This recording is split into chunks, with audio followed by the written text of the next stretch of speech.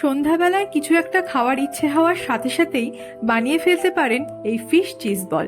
নমস্কার, আমি রাপ্তি। রাপ্তিস ওয়ার্ল্ডে আপনাদের সকলকে স্বাগতম।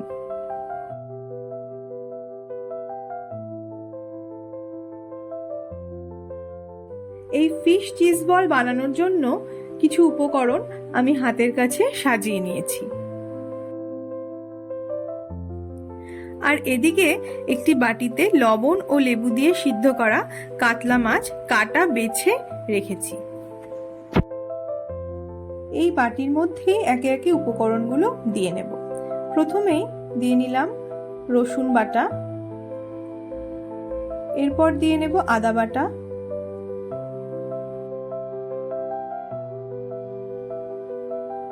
রেড চিলি সস, খুবই সামান্য রেড চিলি পাউডার, সামান্য লবণ, আর দিয়ে নিচ্ছি 1 চামচ সয়া সস।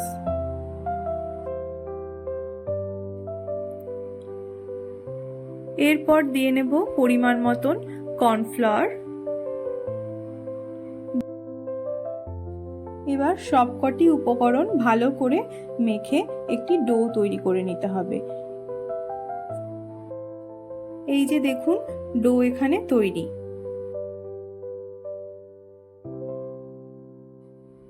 এবার এখান থেকে কিছুটা পরিমাণ হাতে তুলে নিয়ে এর মধ্যে একটি চিজ কিউব ভরে দিলাম।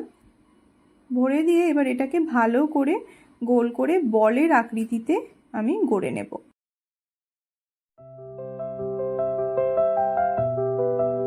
এরপরে একটি বাটির মধ্যে কিছুটা কর্নফ্লাওয়ার নিয়ে তাতে কিছু পরিমাণ জল আমি মিশিয়ে নেব। এবার একে একে তৈরি করে রাখা বলগুলিকে ভালো করে এই কর্নফ্লাওয়ারের মিশ্রণটির মধ্যে ডুবিয়ে নেব। প্রত্যেকটিকে ভালো করে ডুবাতে হবে। এবার আমি নিয়ে নিলাম কিছুটা বিস্কুটের গুঁড়ো।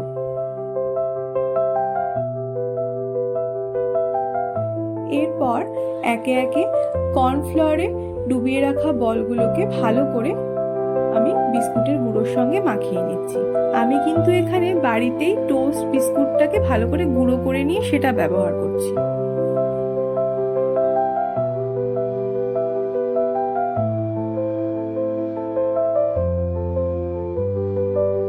এরপর তেল গরম করে এই বলগুলোকে একে একে তেলের মধ্যে ছেড়ে দিলাম। এখানে আমার তেলটা একটু বেশি গরম হয়ে গিয়েছিল, তাই জন্য আমি গ্যাসটাকে বন্ধ করে দিয়েছি। পরে আবার জ্বালিয়ে নিলাম।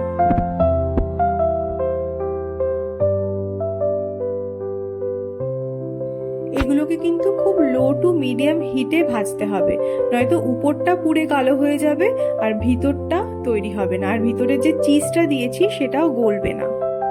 ভালো করে উল্টে পাল্টে এখানে আমি ভেজে নিচ্ছি। ভাজা হয়ে গেলে এবার আমি এগুলোকে তুলে নেব।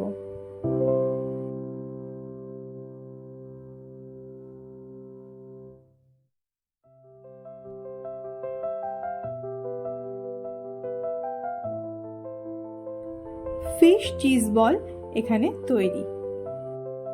বাড়িতে এই ফিশ চিজ বল বানিয়ে আপনারা সার্ভ করুন টমেটো কেচাপের সঙ্গে। আর আমাকে কমেন্ট করে জানান আপনাদের এটা কেমন লাগলো। ভিডিওটি ভালো লাগলে লাইক করুন, শেয়ার করুন, আর হ্যাঁ, সাবস্ক্রাইব করতে কিন্তু একদম ভুলবেন না। আর পাশে থাকা বেল আইকনটিও প্রেস করে দেবেন। ভালো থাকবেন, সুস্থ থাকবেন।